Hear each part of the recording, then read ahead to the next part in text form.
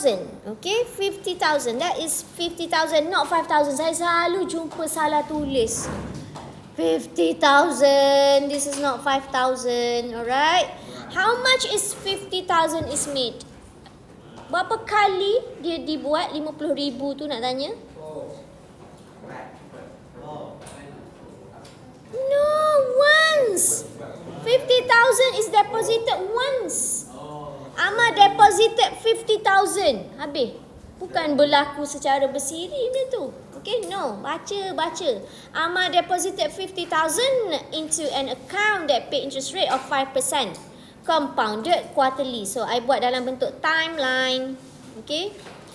Right now, dia kata apa? Deposited 50,000. Okay, 50,000. Okay. That pay interest rate. What is 5%? J, not I. Okay. 5%. You nak tulis 0.05 pun okay. Compounded quarterly. What does it mean? M dia berapa? M dia 4. Okay. He intended to keep the account untouched for 10 years. Dia nak buat apa tu? Tak nak bawa keluar. Dia nak simpan duit 50,000 tu. Doesn't want to take out the money. Tak nak withdraw apa pun. However, okay, after 4 years, lepas 4 tahun, okay, lepas 4 tahun, he had to withdraw 50% from the account. Apa maksud dia? Separuh, okay. Dia kata duit dia nak bawa keluar 50%, tapi 4 tahun. So, you have to find apa?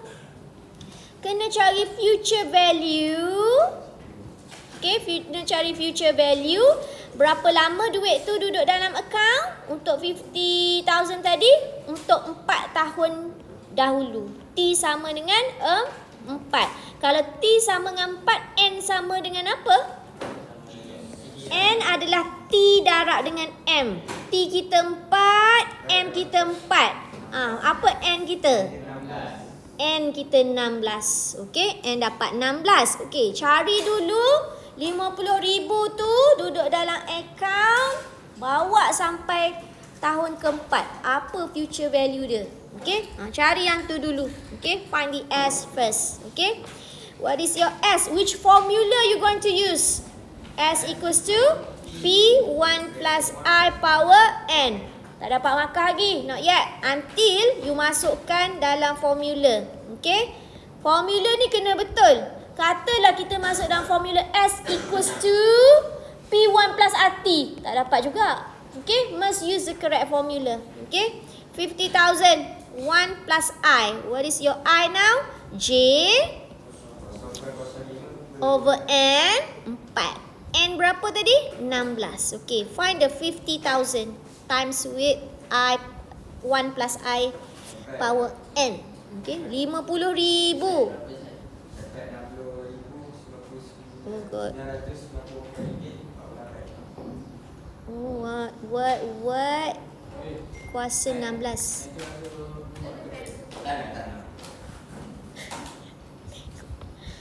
Gaduh manjang. 60 again. 994.4 Okay, alright. Dia apa jadi dengan duit dia selepas 4 tahun tu? Bawa keluar separuh. Maknanya kena darab 50%. Nak darab 0.5 pun tak apa. Okay, bahagi 2. Betul? Bahagi 2 pun boleh.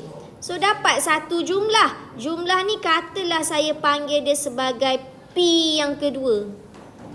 Okay, P yang kedua. Right? P yang kedua. This is S1 just now. Okay. Now my P2. Okay. S1 time with half. Ada orang kata nak bahagi dengan 2 je lah. Okay. Okay, you can do like this. Right? Or S1 times with half. Half pun 50% juga. Kan? Maksud yang sama. 60994.48 ni kena bahagi dengan 2. Okey, darab 2 bahagi 2 same thing. 60,994.48 bahagi 2. 107.24. Okey. Nak buat apa dengan P2 ni? Are you going to keep your money until 4 year je? No. Cuba tengok. Find the amount in the account 6 years after withdrawal. Maknanya, kita punya duit tadi ni, 30,000 something ni, you kena bawa sampai bila? Sampai tahun ke-10. Selama berapa tahun tu? Dalam tempoh ni berapa? 10 tolak 4. Berapa? 6. 6. Okay. If your T is 6, what is your N? T darab dengan M. Okay. T 6, N 4. So darabkan dapat 24. Dapat katalah S2. Okay. Alright. The same formula. Formula yang sama. Okay. Formula yang sama. Okay. S2 sama dengan P2 30,497.24 1 tambah I, the same I, 0.05 per 4 but different N, 24 is it? Okay. M berapa?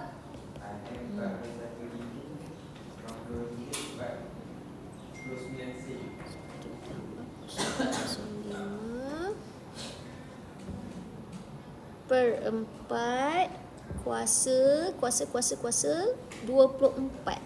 Okay, darab N answers. Again, 41090.48 or 49? 49. Okay, hati-hati semasa menulis. Okay. So this is the amount of money after 6 years. Okay, of your withdrawal. Right?